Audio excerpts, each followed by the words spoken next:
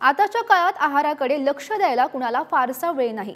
मात्र तरीही पौष्टिक आणि रसायनयुक्त आहाराची आता जीवनशैली असावी अशी प्रत्येकाची इच्छा असते।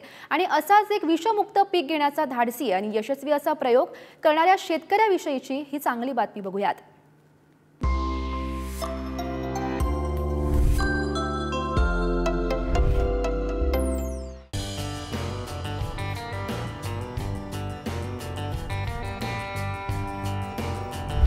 सुदृढ शरीर मिळवणं हे पौष्टिक आणि सकस आहारानं शक्य होणार आहे।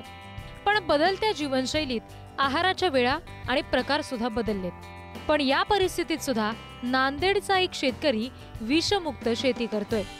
वाढत्या रासायनिक खतांचा मारा, घसरणारा जमिनीचा पोत आणि बिघडणारे शेतीचे अर्थकारण अशा प्राप्त परिस्थितीशी दोन हात करत शेतीलाच करिअर म्हणून निवडणारे हे आहेत नांदेड जिल्ह्यातल्या कंधार तालुक्यातील सुजानवाडीचे कृष्णा भालेराव।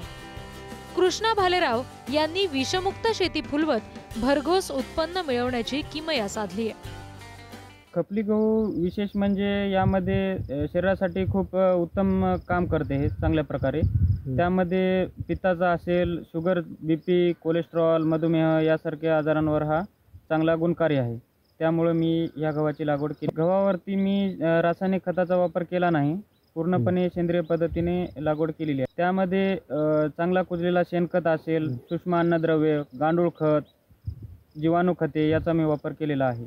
अलीकडच्या काळात पारंपरिक शेतीतून बाहेर पडत अनेक शेतकरी विविध प्रयोग करताना ग्रामीण भागात पाहायला मिळतात। आधुनिक तंत्रज्ञानाचा वापर करून सेंद्रिय पद्धतीनं खपली गव्हाची लागवड भालेराव यांनी केली आहे आणि प्रति हेक्टरी क्षेत्रामध्ये सरासरी उत्पन्न 45 ते 50 क्विंटल काढणार असल्याचा दावा देखील ते करतायत। कंधार तालुक्यातील सुजानवाडी येथील BSc ॲग्री, MSc वनस्पतीशास्त्र असं उच्च शिक्षण घेतलेल्या कृष्णा यांनी नोकरीच्या मागे न लागता आपल्या शिक्षणाचा उपयोग शेतात केला।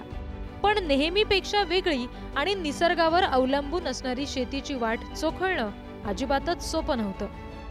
मी माझं शिक्षण जे आहे ते BSc ॲग्री, MSc वनस्पतीशास्त्रामधून पूर्ण केलं।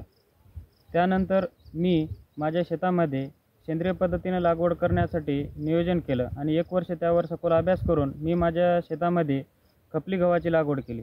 MSCS 2971 ही जात निवडली आणि 1 नोव्हेंबर 2023 रोजी मी ह्या 3 एकर क्षेत्रामध्ये मी ह्या गव्हाची पेरणी केलेली आहे। शेतामध्ये 3 एकर क्षेत्रामध्ये हिवाळी पीक खपली गहू घेण्याचं त्यांनी ठरवलं आणि त्यावर 1 वर्ष सखोल अभ्यास करून MSCS 2971 ही जात निवडली। पेरणीपूर्व मशागतीमध्ये आडवी उभी खोलवर नांगरणी केली। त्यानंतर 10 बैलगाडी चांगला कुजलेला शेणखत टाकला।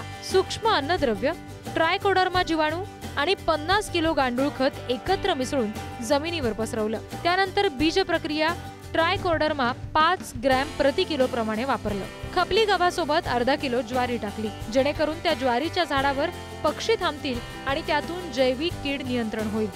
जमिनीच्या परिस्थितीप्रमाणे 4 ते 5 वेळा पाणी दिलं।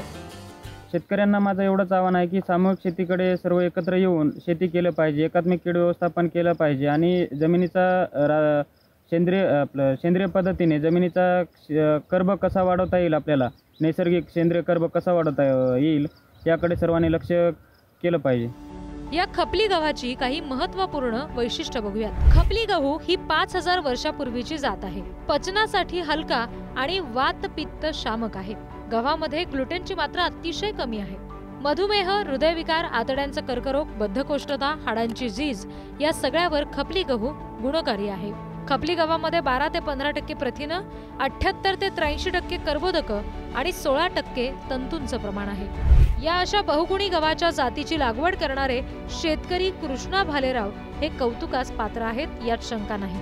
शिवाय या उच्च शिक्षित शेतकऱ्यानं शेतीमध्ये केलेला हा प्रयोग इतर तरुण शेतकऱ्यांसाठी मार्गदर्शक ठरणार आहे। नांदेडहून अजिंक्य घोंगडेसह रिद्धी म्हात्रे, पुढारी न्यूज।